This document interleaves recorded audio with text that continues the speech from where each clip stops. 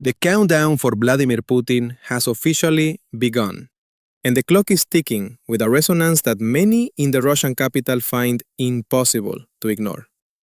While the Russian leader continues to project an image of a man waiting for an absolute final victory in the fields of Ukraine, the reality within the walls of the Kremlin suggests a far more precarious situation. Putin, once the undisputed architect of the Russian state, has increasingly become a target within the very system he meticulously constructed over the last 2 decades. This war of attrition, which has now ground on for more than 4 harrowing years, has not yielded the swift and glorious triumph promised to the Russian people. Instead, it has systematically drained the lifeblood of the nation, exhausting its resources, its economy, and its patience. Today, a war that was once considered far too dangerous to even whisper in the gilded corridors of Moscow is echoing through the halls of power with terrifying clarity. Military coup. This threat does not originate from the usual suspects, such as the pro-Western opposition or the scattered remnants of liberal movements on the streets of Moscow. On the contrary, the most potent dissent is now flowing from the lips of the regime's most loyal propagandists and the very figures who initially ignited the flames of this conflict. According to the latest intelligence reports leaking from the deepest recesses of the Russian security apparatus, a plan to overthrow Putin is no longer a fringe theory, but a growing reality within the inner circle. At the center of this alleged plot stands a name that shocks the core of the Russian establishment: Sergei Shoigu, Putin's oldest friend and a man who has walked shoulder to shoulder with him for decades. As we examine the shocking chain of purges currently unfolding within the Russian government, the reasons behind why an old friend has suddenly become a target will reveal the true extent of the paranoia currently gripping the Kremlin. This unfolding crisis began with grim reports from the front lines, where the Russian advance in Ukraine had slowed to a virtual standstill by the end of 2025. The human cost has been staggering, with confirmed losses exceeding 8,000 soldiers per week, a figure that makes the minor territorial gains achieved on the battlefield appear utterly meaningless. These numbers, based only on verified reports, likely represent only the tip of a much larger iceberg of casualties that the Russian state is struggling to hide. Meanwhile, the conflict has moved far beyond the trenches of the Donbas. Ukrainian drones and long-range missiles are no longer just hitting military targets. They are striking at the economic heart of the Russian Federation.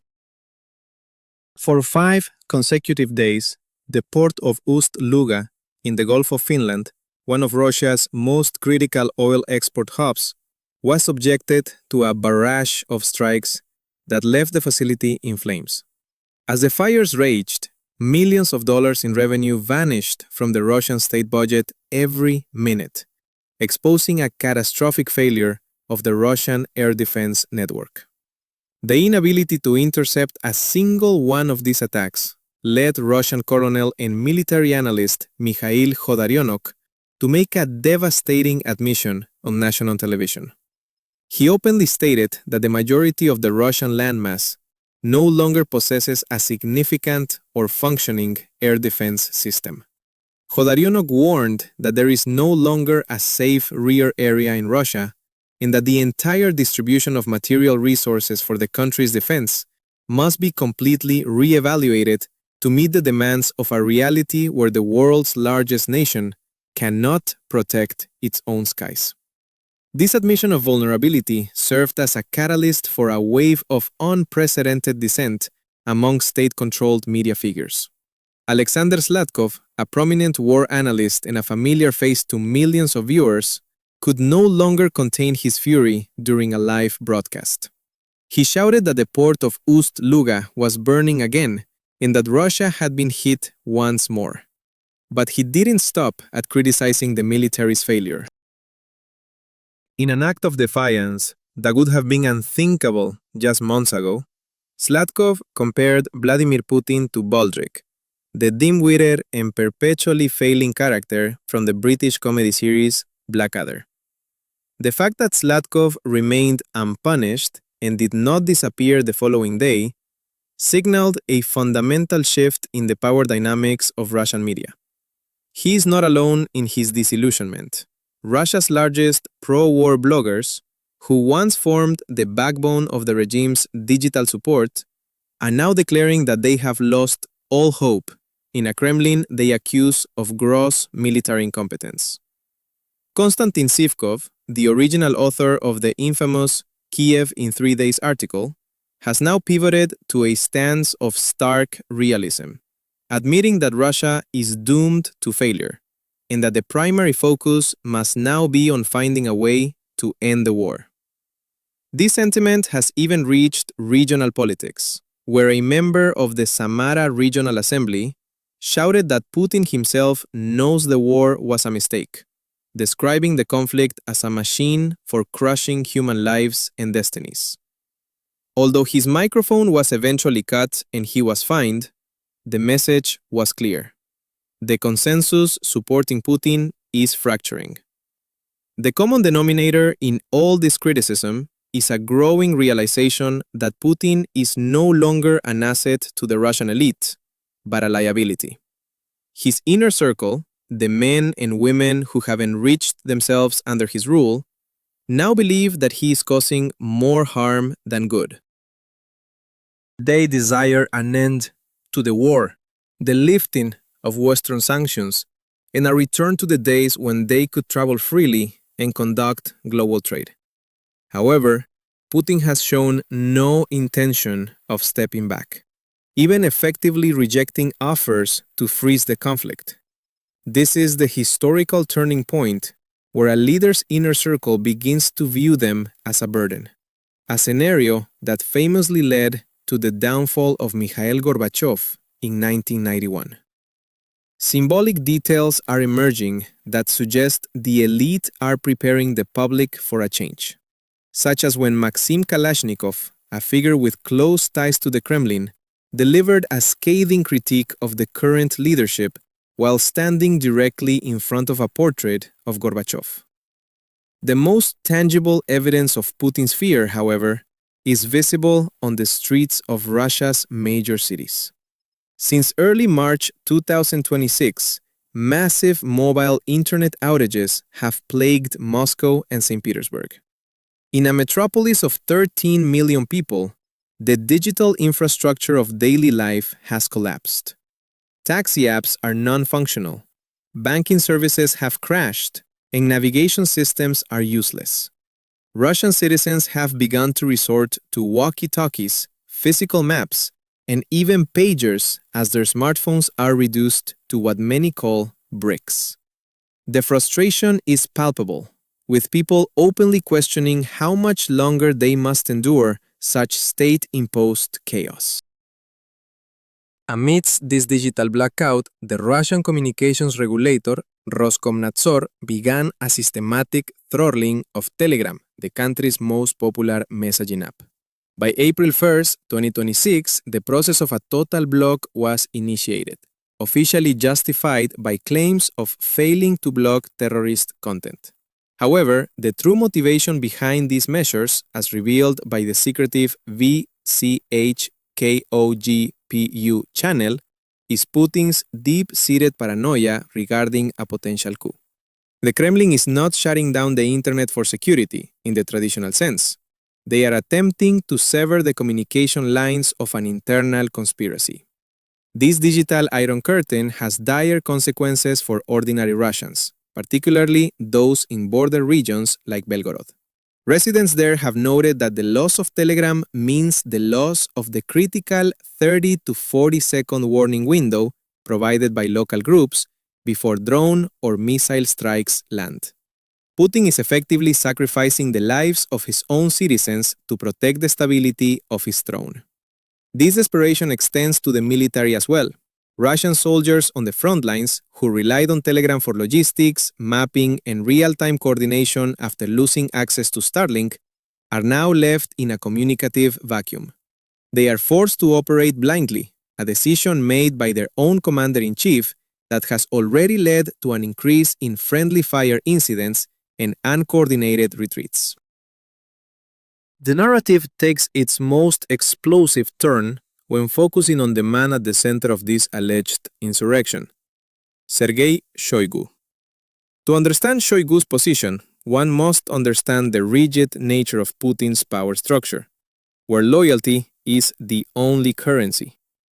Shoigu, who served as defense minister for 12 years and was a personal friend who vacationed and hunted with Putin in the Siberian wilderness, was once the ultimate pillar of the system. But the failure of the 2022 invasion, which Shoigu assured Putin would be a swift success, began the erosion of their bond.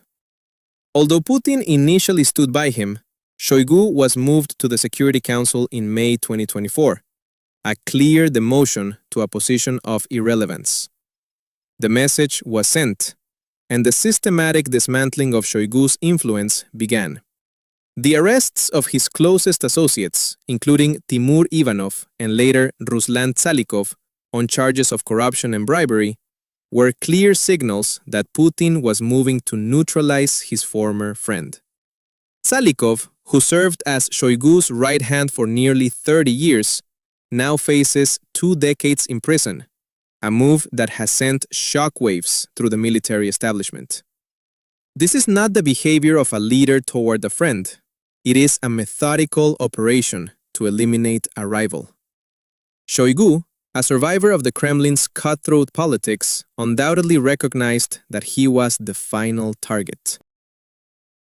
The BCHKOGPU channel claims that the timing of the internet blackouts in Moscow coincides exactly with the launch of investigative activities against Shoigu's inner circle.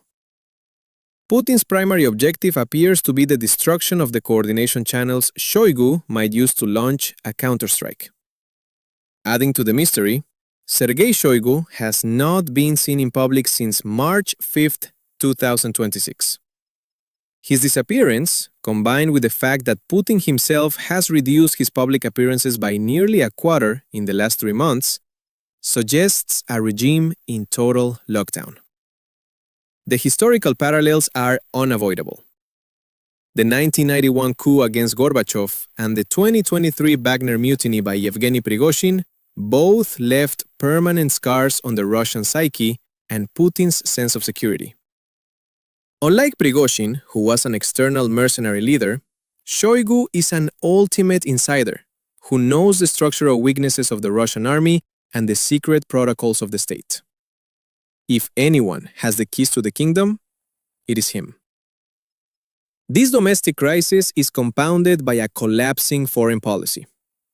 Russia's global influence is evaporating as its allies fall or are neutralized.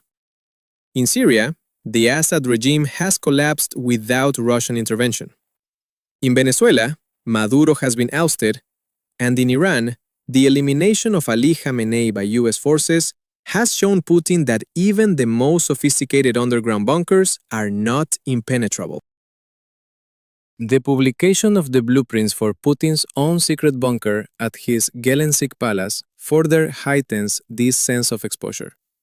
Even China, once a reliable partner, is increasing economic pressure, making Russian dependence a double-edged sword. The fundamental question now is whether Putin can successfully navigate this storm. In the past, he used fear to maintain control, but fear only works when the elite have something left to lose. For men like Shoigu, who see their legacies and lives being dismantled, fear has turned into a motivation for action. The coming weeks will be decisive for the future of the Russian Federation. The continued blocking of the internet and the silencing of dissent are not signs of a strong leader in control, but of a desperate man fighting an invisible enemy within his own house. As analyst Yevgeny Andrushenko noted, the deliberate creation of public discontent through the Telegram ban mirrors the preparations for a state-level upheaval.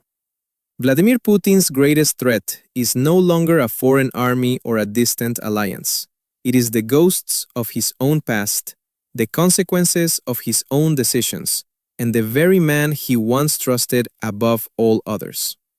This report, prepared by TGN, continues to monitor the rapidly evolving situation within the Kremlin and on the front lines. The transition from an external war of conquest to an internal struggle for survival marks a new and perhaps final chapter for the current Russian leadership. We thank you for staying with us for this deep dive into the shifting sands of global power. If you found this analysis insightful, please consider subscribing to the channel and sharing your perspective in the comments as we continue to track these unprecedented developments from the heart of Moscow to the edges of the conflict. Until our next update, stay informed.